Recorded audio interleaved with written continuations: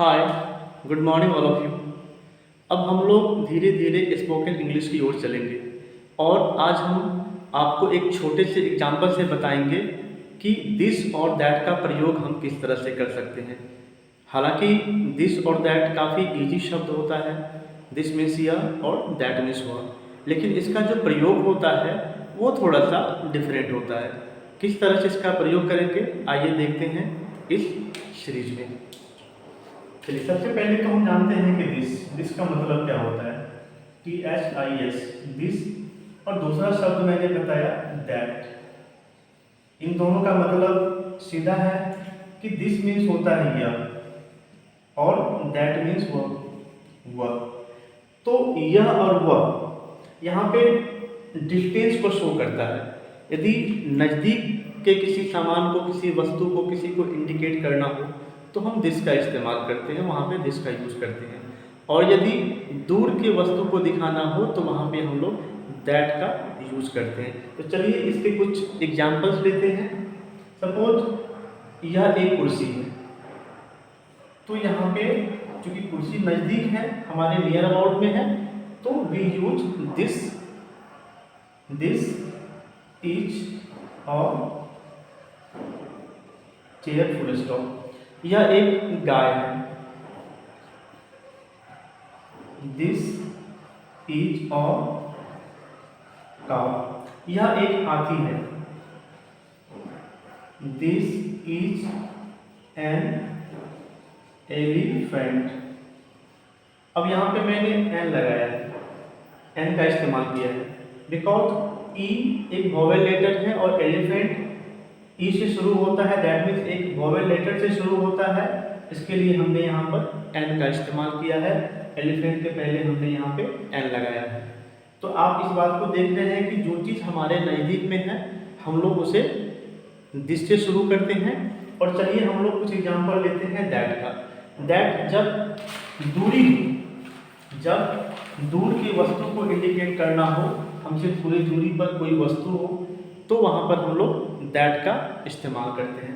चलिए हम लोग दैट का देखते हैं। सपोज कीजिए कि वह एक सड़क है, क्योंकि वहाँ पे वह का इस्तेमाल हो रहा है, वह एक सड़क है, दैट मीन्स कि सड़क हमसे कुछ दूरी पर अवस्थित है, तो हम लोग यहाँ पे दैट का इस्तेमाल करेंगे। वह एक सड़क है, दैट इज ऑफ रोड। क्योंकि हम लोग स्पोकन इंग्लिश को धीरे धीरे अब प्रैक्टिस में लाएंगे।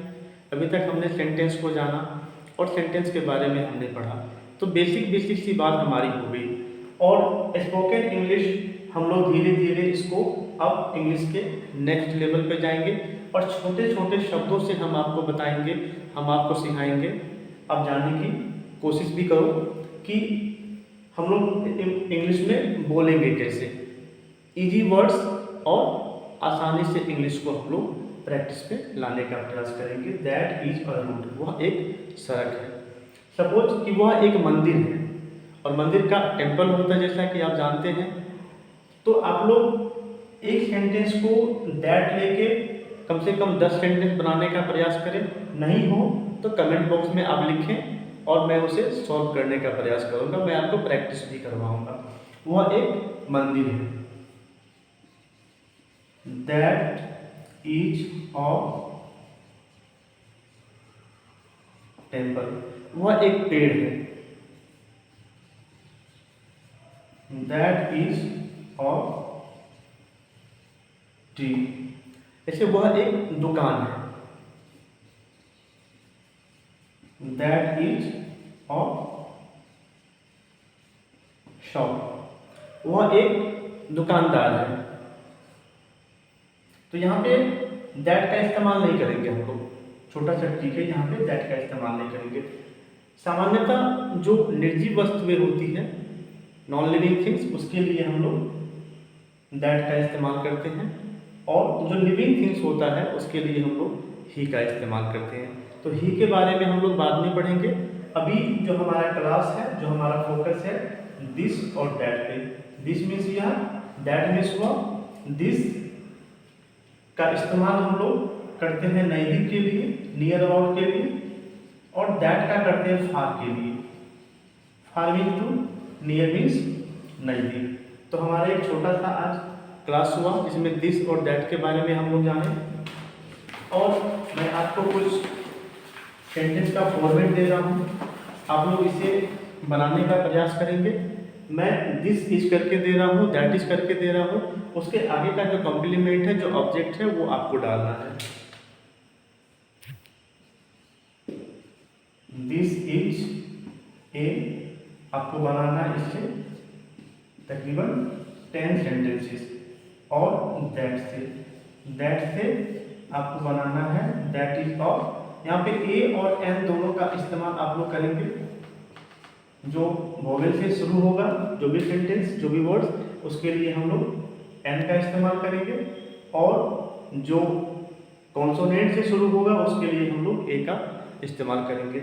और फॉर योर काइंड इंफॉर्मेशन, आपके जानकारी के लिए मैं बता दूं कि टोटल जो कॉन्सोनेंट होते हैं, नंबर ऑफ कॉन्सोनेंट्स वो होते हैं 21, और जो वोवेल होते हैं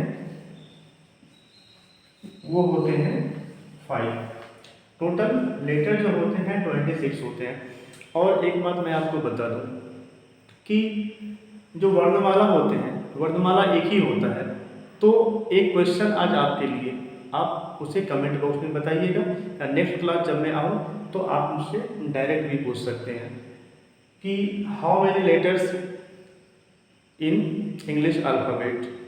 ये छोटा सा, ये मैंने आपको बताया, लेकिन जो वर्णमाला होते हैं, जो अल्फ़ाबेट होते हैं, वो कितने होते हैं, ये आपको बताना है। ये आज का एक छोटा सा क्वेश्चन है। तो चलिए आज के क्लास में इतना ही। Have a nice time, have a nice day.